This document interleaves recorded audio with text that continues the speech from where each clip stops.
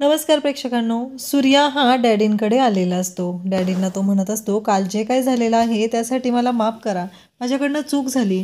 मी असं वागायला नको होतं. माझ्याकडून हे सगळं चुकून घडलेलं आहे असं सूर्या डॅडींना सांगत असतो. डॅडी म्हणत असतात, पण कसं आहे माहिती आहे का सूर्या, तुला माहिती आहे ना कसं आहे ते. कारण काही झालं तरी तू अपमान केला आहे. एवढा चार चौघात आम्ही आमच्या मुलीचं लग्न लावून दिलं तुझ्याशी आणि तू मात्र तिचा अपमान केला एवढ्या सगळ्या लोकांच्या मध्ये. तेव्हा सूर्या म्हणत असतो की माझ्याकडून ते सगळं चुकून झालेलं आहे. माझा अजिबात हेतू तसा नव्हता सूर्या. सूर्या सांगत असतो त्याला तुळजाला दुखवायचं नव्हतं, ते सगळं चुकून झालेलं आहे असं सूर्याचं म्हणणं असतं. तेव्हा डॅडी म्हणत असतात की हे बघ सूर्या, आमच्या लेकीपेक्षा पण माझा तुझ्यावर जास्त जीव आहे. म्हणून मी तुला सांगत आहे की बघ, विचारून भेट तू तिला आणि जा घेऊन, असं डॅडींचं म्हणणं आहे. कारण तुळजाने डॅडींना तसा वचपास दाखवलेला आहे. कारण डॅडींना तिनंच ऑफर दिलेली आहे आणि डॅडींना जेलमध्ये टाकण्यापर्यंत तुळजाने ठरवलेलं आहे. हे सर्व जेव्हा घडत असतं तेव्हा इकडे डॅडी मनातल्या म्हणत असतात की घेऊन जा, म्हणजे आम्हाला आमचा पुढचा डाव टाकता येईल असं डॅडींच्या डोक्यात सुरू असतं. तिथं छत्री त्याचबरोबर शत्रू सगळेजण असतात आणि सूर्या नानांना घेऊन आलेला असतो. आता सूर्या तुळजाला भेटायला जाणार असतो. तुळजाला भेटायला गेल्यानंतर सूर्या तुळजाची माफी मागणार असतो. सूर्याला खरं तर इतका पश्चाताप होत असतो की त्याने कधी विचारही केला नव्हता की तो अशा पद्धतीनं तुळजाशी बोलेल, तिचा अशा पद्धतीनं अपमान करेल. पण या छत्रीने जो मूर्खपणा केलेला असतो, सूर्याच्या कोल्ड्रिंक्समध्ये त्याने ड्रिंक मिक्स केलेलं असतं, दारू मिक्स केलेली असते आणि ते सूर्याला प्यायला दिलेलं असतं आणि त्या नशेमध्ये सूर्याकडून हे सगळं बोललं गेलेलं असतं. या सर्व गोष्टी घडलेल्या असतात. आता सूर्या डॅडींचे आभार मानतो, त्यांची माफी मागतो आणि त्यांना नमस्कार करतो आणि तुळजाला भेटायला जातो. सूर्याने येताना बरंच काय काय आणलेलं असतं, ते तुळजाला देण्यासाठी आणलेलं असतं आणि सूर्या हा ते सगळं घेऊन तुळजाकडे जाऊ लागतो. डॅडी मनातल्या म्हणत असतात की आता आम्हाला पुढचा डाव टाकायचा आहे, घेऊन जा तुझ्या बायकोला, असं पण आम्हाला गरज नाही आहे तिची. आता सूर्या इकडे तुळजाच्या रूममध्ये यायला निघालेला असतो. तुळजा मात्र बिचारी खूपच नाराज झालेली असते, ती रडत असते, ती बेडरूममध्ये बसलेली असते. सूर्या तिथे येतो आणि म्हणू लागतो की तुळजा, हात जोडून तो तिची माफी मागतो. आल्या आल्या तिला हात जोडून म्हणत असतो की तुळजा मला माफ कर, माझ्याकडनं चूक झाली आहे, माझ्याकडून चुकून झालं हे सगळं, माझ्या मनाधीनात पण नव्हतं, मी तुझ्या बाबतीत असं कधीच नाही करू शकणार. तुळजा म्हणत असते की सूर्या, तू एवढं बोललास म्हणजे तुला तो पूर्ण अधिकार आहे, तू माझ्यावर रागवू शकतो, माझ्याशी अशा पद्धतीनं बोलू शकतो, मान्य आहे. पण तू मला काय म्हणालास की तुझा जीव गुदमरतो. म्हणजे मला सांग, मी तुझ्याशी लग्न केले, तुझ्यावर प्रेम करते आणि त्या घरात माझा जीव गुदमरतो, या भाषेत तू मला बोललास. अरे का तू परक केलंस मला? तुला माहिती आहे का सूर्या? अरे तुझ्या लक्षात कसं आलं नाही? तू मला मला बोलत होतास, मी कुठं कमी पडले सांग ना. तुला माहिती आहे का सूर्या? अरे तू माझा अपमान केला नाही, आपल्या प्रेमाचा, आपल्या नात्याचा अपमान केला आहे असं तुळजा बोलत असते. सूर्या मात्र म्हणत असतो की तुळजा मला माफ कर, माझ्याकडून चुकून झालं आहे हे सगळं. अगं माझ्या मनाधीनातही नव्हतं, मला कधीच तुला दुखवायचं नव्हतं असं सूर्या बोलत असतो. तुळजा मात्र म्हणत असते की सूर्या, मान्य आहे मला तुझ्याकडून ह्या गोष्टी चुकून झालेल्या आहेत, तुझ्या मनाधीनातही नव्हतं, पण तुझ्या ही गोष्ट लक्षात आली का? तू अशा पद्धतीनं वागायला नको होतं असं म्हणत तुळजा सूर्याला बोलत असते. आता माफी मागण्यानं काल जे काय बोललेलं आहे, जे काय वागलेलं आहे ते बदलणार आहे का, हा तुळजाचा प्रश्न असतो. सूर्या मात्र म्हणत असतो की तुळजा मला माफ कर, बघ ना मी तुझ्यासाठी काय घेऊन आलो आहे. धनीनं तुझ्यासाठी शिरा पाठवला आहे, त्याचबरोबर इकडे राजूने तुझ्यासाठी गजरा पाठवला आहे, बागूने हे सांगितलं आहे असं सूर्या सगळं तुळजाला सांगत असतो.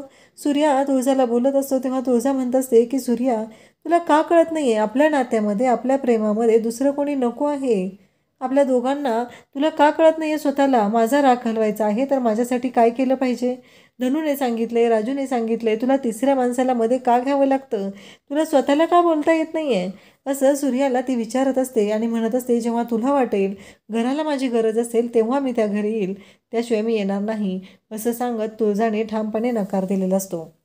आता सूर्या आणि नाना घरी येतात, सगळ्या धावत येतात. काय झालं, वहिनी आली का, वहिनी आली का असं विचारू लागतात.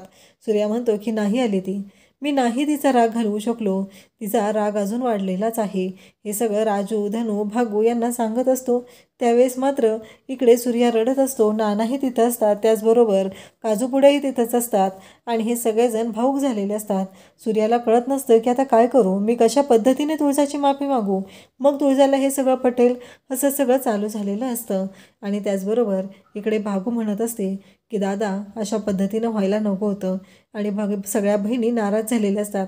सूर्याला म्हणत असतात की दादा हे सगळं असं व्हायला नको होतं, वहिनीला तू आणायला पाहिजे होतं, एकतर आपली चूक झालेली आहे, वहिनीला तू अशा पद्धतीनं बोललेला आहे, असं म्हणत सूर्याची समजूत घालत असतात.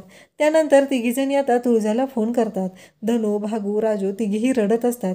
तुळजाला म्हणत असतात की तुळजा वहिनी तू ये ना गं, आम्हाला तुझी खूप गरज आहे, तू नाही आहे ना घरात तर आम्हाला असं वाटतंय की आमची आई आम्हाला सोडून गेली आहे, असं म्हणत तुळजाशी त्या बोलत असतात. आणि त्याचबरोबर तुळजाला म्हणत असतात की खरंच माफ कर आम्हाला, आमच्याकडून ही चूक झाली असेल, पण वहिनी प्लीज ये तू, तुझ्याशिवाय या घराला घर पण नाही, तुझ्याशिवाय नाही राहू शकत आम्ही, असं त्या बोलत असतात. आणि इकडे राजू तर ढसाढसा रडायला लागलेली असते. ती म्हणत असते की आम्हाला असं वाटतंय की आमची आई आता पुन्हा येणारच नाही, आमची आई निघून गेली आमच्यापासून, कारण तुळजाने या बहिणीसनी खूप छान सांभाळलेलं असतं. जसं सूर्या आपल्या बहिणींची काळजी घेत असतो तशीच तुळजाही घेत असते. आणि त्याचबरोबर सगळ्याजणी तुळजाचीही तेवढीच काळजी घ्यायच्या, तुळजासोबतही प्रेमानेच राहायच्या. आणि आता तुळजा मात्र इकडे रडत असते. त्याचबरोबर आपल्याला पाहायला मिळतं की इकडे जेलमध्ये आशाताईंकडे एक कॉन्स्टेबल आलेली असते आणि ती म्हणत असते की आशाताई तुम्हाला माहिती आहे का, आनंदाची बातमी आहे तुमच्यासाठी. तर आशाताई म्हणतात काय झालं.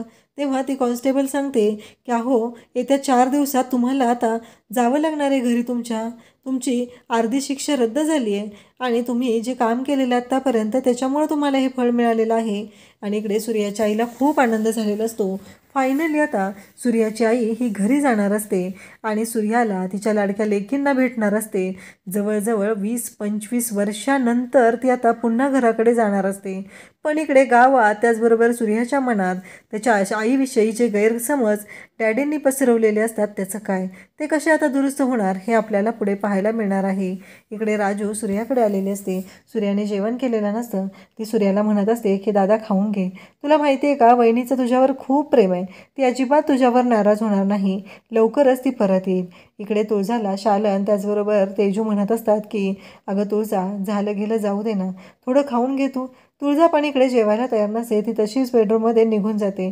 तुळजा पण रडत असते, सूर्या पण रडत असतो. दोघांनाही झोप लागत नसते. दोघांच्याही पोटात अन्नाचा कण नसतो. आता आशा म्हणजे सूर्याची आई आल्यानंतर ती कशी तुळजा आणि सूर्याला एकत्र आणणार हे आपल्याला पाहायला मिळणार आहे. अशाच अपडेटसाठी चॅनलला सबस्क्राईब करा. थँक्यू.